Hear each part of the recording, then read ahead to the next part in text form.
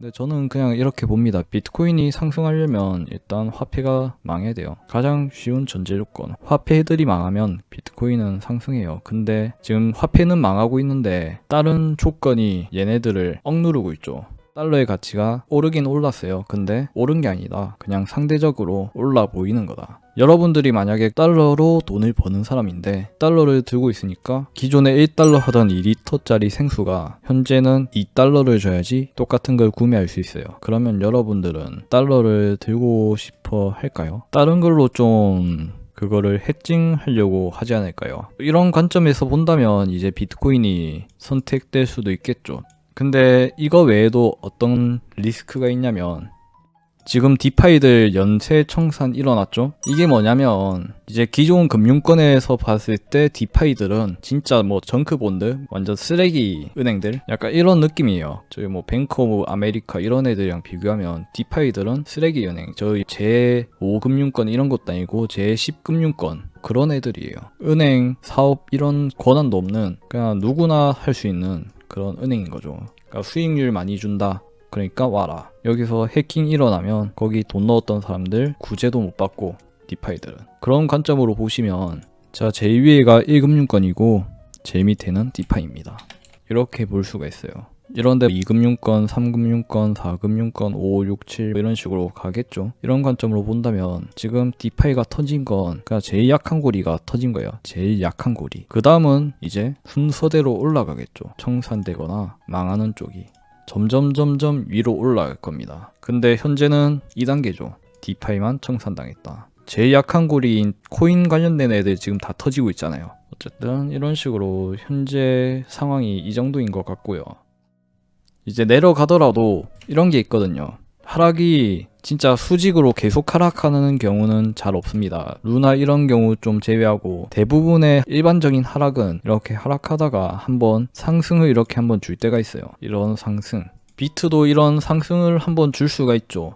이렇게 하락하다가 이런 데서 좀 횡보한 후에 한번 이렇게 올라갈 수도 있죠. 이게 좀 어떤 식으로 말씀드려야 될지 모르겠는데 디파이 청산 이런 게 많이 일어나고 있지만 그런 거 말고 현재 은행권들 같은 경우에는 청산이 안 일어나고 있잖아요. 아직까진. 근데 이런 애들이 점점 청산 일어날 때 아니 일어나기 전인가? 어쨌든 지금 디파이 때문에 떨어졌으니까 이후에 한번 올라갔다가 올라간 후에 이제 이후에 이런 애들이 청산되면서 다시 또 이렇게 내려갈 수가 있거든요. 좀 이런 식으로 갈 수도 있지 않을까라고 생각은 하는데 아니고 그냥 이렇게 갈 수도 있고. 근데 저는 그냥 이렇게 봅니다. 비트코인이 상승하려면 일단 화폐가 망해야 돼요. 가장 쉬운 전제 조건. 화폐들이 망하면 그냥 달러나 이런 것들이 비트코인은 상승해요. 근데 지금 화폐는 망하고 있는데 다른 조건이 얘네들을 억누르고 있죠.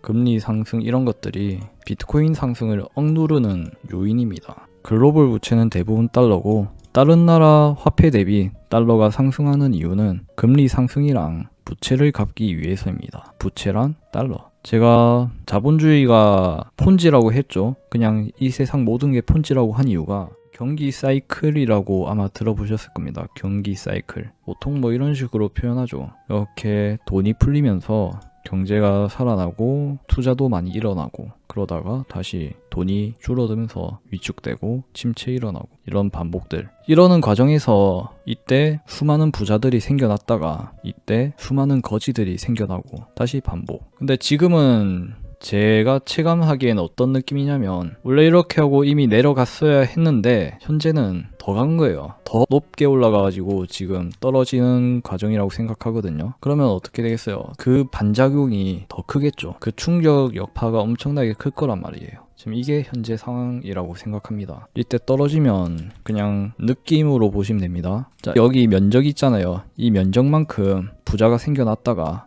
이제 다음 이렇게 떨어지는 만큼 이때는 엄청나게 많은 이제 파산하고 거지가 되는 사람들이 늘어난다고 생각합니다. 저는 이 구간, 초록색 구간 때는.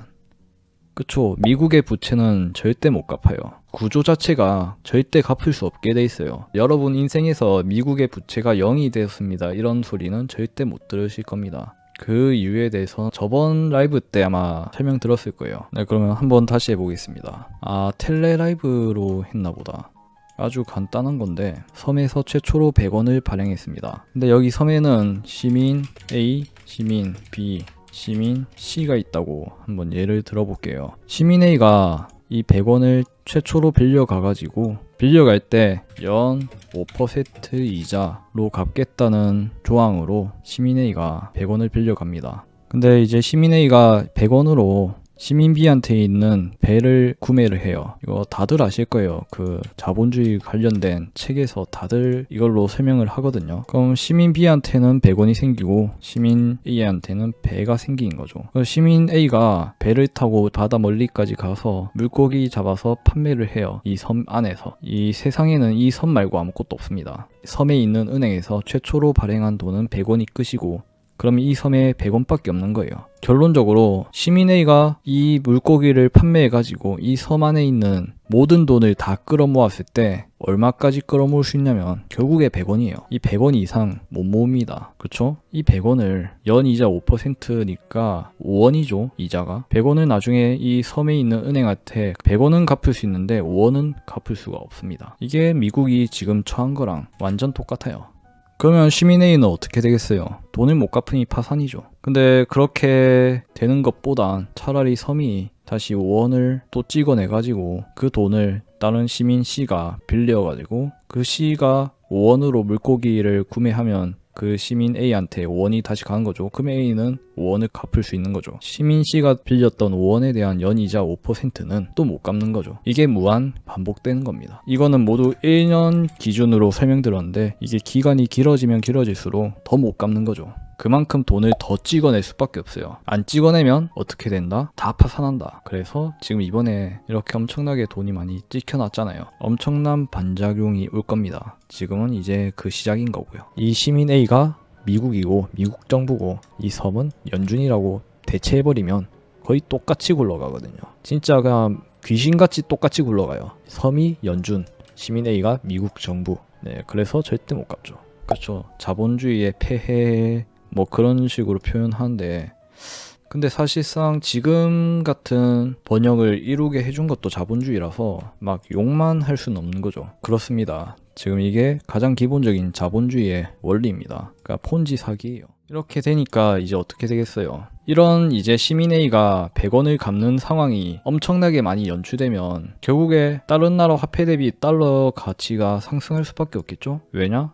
돈을 빌렸는데 빌린 돈에 대한 이자가 엄청나게 올라가니까 그럼 빨리 부채를 갚는 게 훨씬 나을 수가 있어요. 투자를 하는 것보다. 그러니까 지금 가지고 있던 것들 다 팔고 다들 부채 갚거나 하는 거죠. 지금 현재 상황이 이건데 만약에 금리 상승이 사라진다 이러면 그러니까 비트코인 무조건 구매해야 되는 거고 이거 비트코인의 상승 솔직히 와야 되는 건데 그걸 막는 게 금리 상승이거든요. 이걸로 인해서 달러의 가치가 다른 나라 대비 엄청나게 올라가는 거죠. 미국 입장에서는 오히려 좋다고 생각할 수도 있긴 한데 지금 이게 이런 현상이 일어난 게 한두 번은 아니잖아요. 지금까지 오면서. 그렇다 보니까 다른 나라들의 반발이 일어날 수가 있어요. 예를 들어서 이런 상황 때문에 특히 중동 국가들, 석유 이런 원자재 팔아먹는 나라들 많잖아요. 그런 나라들 전부 다 지불 결제할 때 달러로 돈을 받거든요. 원자재 가격이 올라서 그만큼 호황이다 뭐 이러는데 호황이긴 하죠. 대신 그쪽 물가들도 다 올랐을 거예요.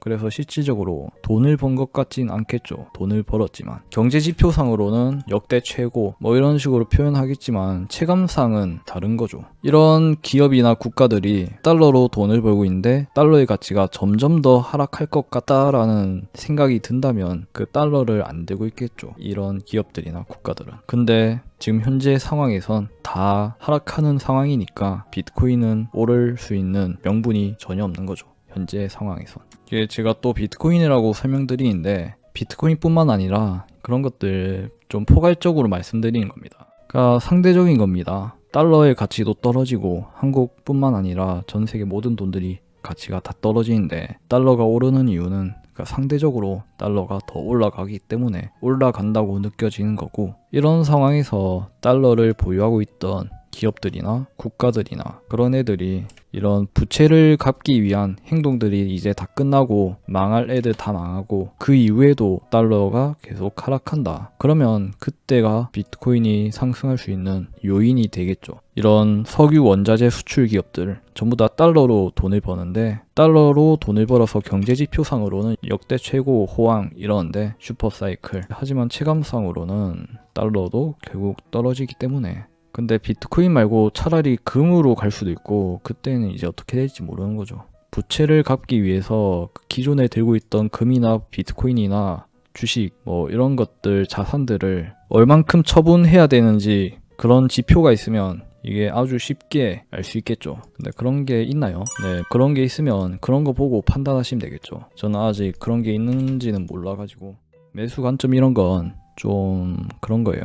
저는 그 부분에 전문가는 없다고 생각하거든요. 제가 말씀드렸듯이 이때 롱 치고 익절하고 롱 치고 익절하고 롱 치고 익절하고 뭐 이렇게 해도 저는 전문가라고 생각 안 해요. 왜냐? 한두 번 선물 같은 경우에 그냥 청산 나면 끝이니까. 실제로 그렇게 해가지고 돈을 많이 벌었으면 그래도 뭐 그 매매 관점에선 괜찮은 분이라고 생각은 하는데 그런 분이 실제로는 잘 없습니다. 특히 리딩방이니 뭐 하면서 그런 데는 거의 다 사기예요. 리딩방 같은 건 절대 돈 주고 들으실 필요가 없고 돈 낭비입니다. 대부분의 리딩방이. 다 그런 건 아니지만 대부분의 리딩방은 사기입니다. 그냥 포모 일으키면서 돈만 날리는 거죠. 주식도 그렇고 코인도 그렇고 제가 하는 모든 말들은 제가 전문가는 아니거든요. 제가 뭐 학위가 있는 것도 아니고 제가 그냥 혼자 다 독학한 내용들이라서 틀린 내용이 있을 수도 있습니다. 각자 제 말이 뭐 진리라고 생각하시지 마시고 맹신하실 필요도 없습니다. 그러니까 누구의 말도 맹신하지 마세요. 본인을 믿는 게 저는 최고라고 생각하고 그럼 오늘도 좋은 하루 보내세요. 구독과 좋아요는 저에게 큰 힘이 됩니다.